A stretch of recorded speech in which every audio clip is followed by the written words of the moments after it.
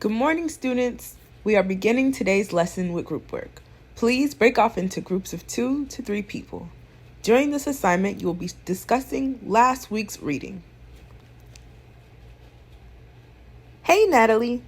Would you like to work together? Sure. I'll bring my desk closer. So let's get right into this. Last week's reading was honestly a little pointless, in my opinion. Wait, really? How so? I don't know. It just doesn't make sense to pray to anyone but God. Trying to analyze religions that practice like polytheism is similar to reading fiction. I think it's more about how different groups of people have varying outlooks on our world, but I guess if that's your perspective. Well, it's just dumb, honestly. Religion is just way too watered down these days. Even the Catholics pray to the saints instead of directly to God. Yeah, you clearly don't know what you're talking about, John. It's just my honest opinion, Natalie.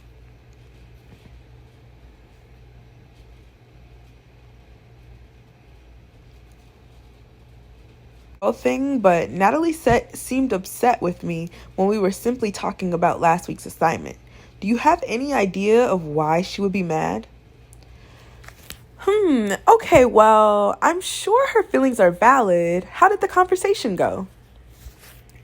I just said all this deep analysis into religion is unnecessary because Christianity is obviously the only logical religion to follow.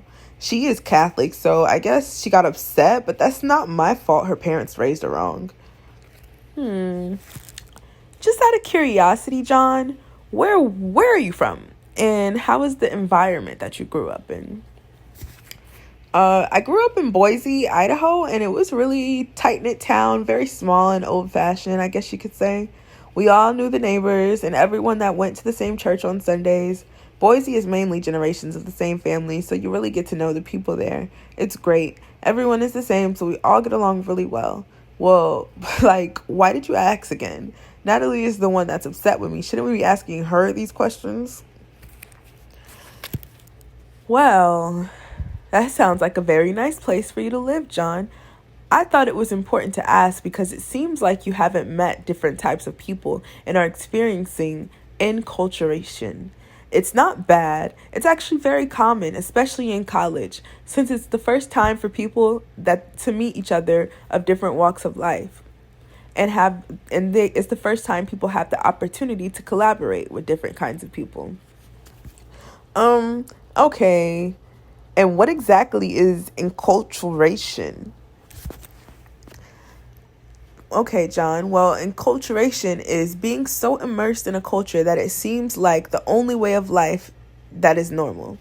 So just because Christianity was the only religion you saw growing up doesn't mean that everyone else's viewpoints are incorrect or irrelevant.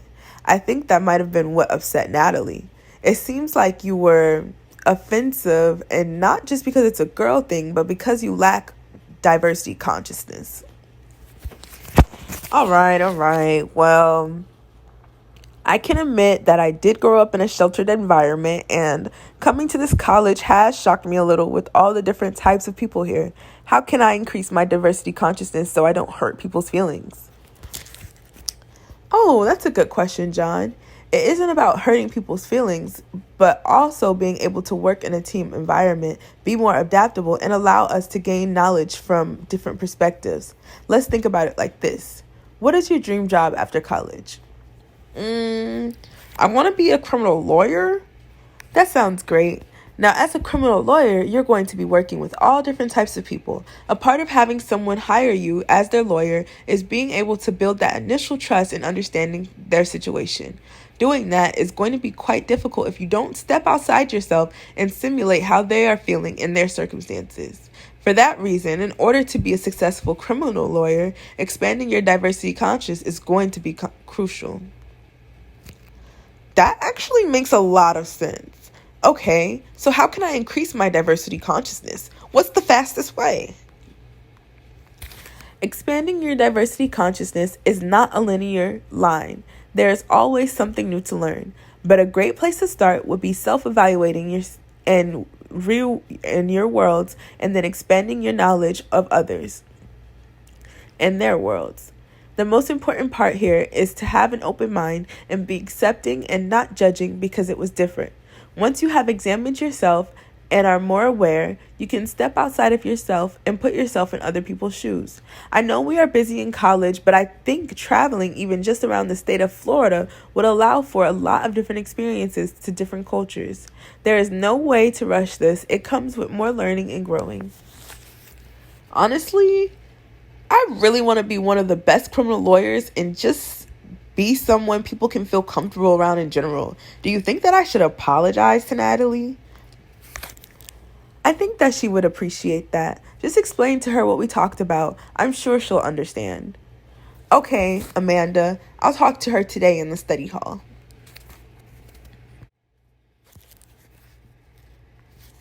Hey, Natalie, can we talk for a second? Sure. I just wanted to apologize for what I said yesterday about religion and shutting down everyone else's opinion. I see now that it was insensitive and just wrong on my part. I grew up in a town where everyone is the same, so I haven't realized any experiences with other people outside of my race or religion. I know that is not an excuse, but I want to apologize and let you know that I'm going to work on my diversity consciousness in life and in religion. It's okay, John. I forgive you and I completely understand. All right, great. Thank you. I was thinking maybe we could hang out more and maybe you could take me to your church. I'd love to learn more and just see some different perspectives if that's okay with you. I think that would be really fun. Does Thursday work for you? Yes, that works for me. Maybe we can invite Amanda too. She's super smart and so open-minded. Okay, perfect. See you Thursday.